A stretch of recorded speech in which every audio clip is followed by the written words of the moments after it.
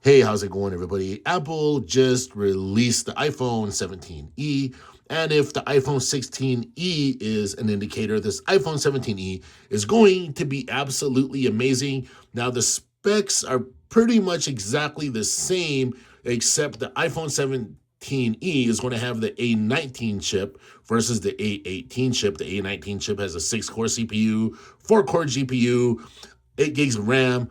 This year, it's awesome, though, because you're getting 256 gigabytes of storage, as opposed to last year, the base model had 128 gigabytes of storage. Now, last year, I used that iPhone 16e as my daily driver for most of the year.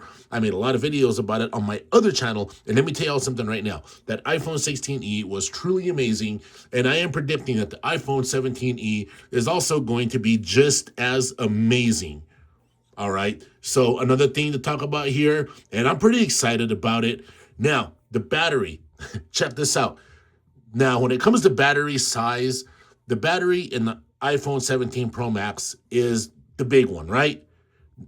Believe it or not, if you look at the specs, in second place is the iPhone 17e with a 4,005 milliamp battery.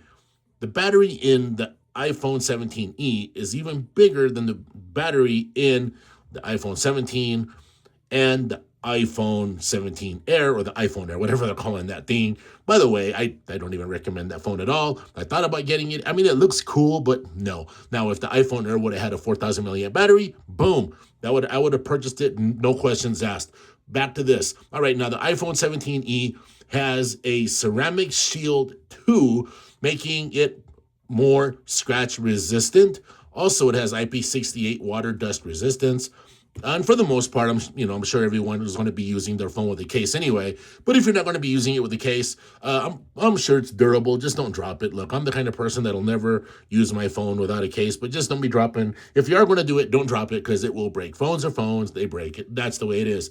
You got one camera. Some people are like, that's not good, but look, it's a 48 megapixel main camera. You have a 2-time optical quality zoom, so that's not bad at all. And look, listen here, $599, 256 gigabytes of storage. That's not bad at all. That's actually pretty good. So you're getting a decent deal for what you're getting.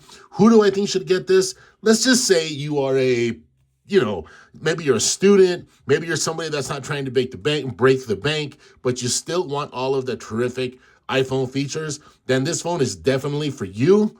The only thing missing is it still has that notch. I was hoping it was going to have dynamic island, but there's no dynamic island this year. And that it was a kind of a bit of a downer for me. I'm used to using dynamic island on my iPhone 17 Pro Max, but regardless, it's all good. I want to be using the iPhone 17e as my daily driver for the foreseeable future. I'll be making a lot of videos about it. I'll be reporting on it, and I'll be letting you all know how I feel about it. All right, everybody. Bye.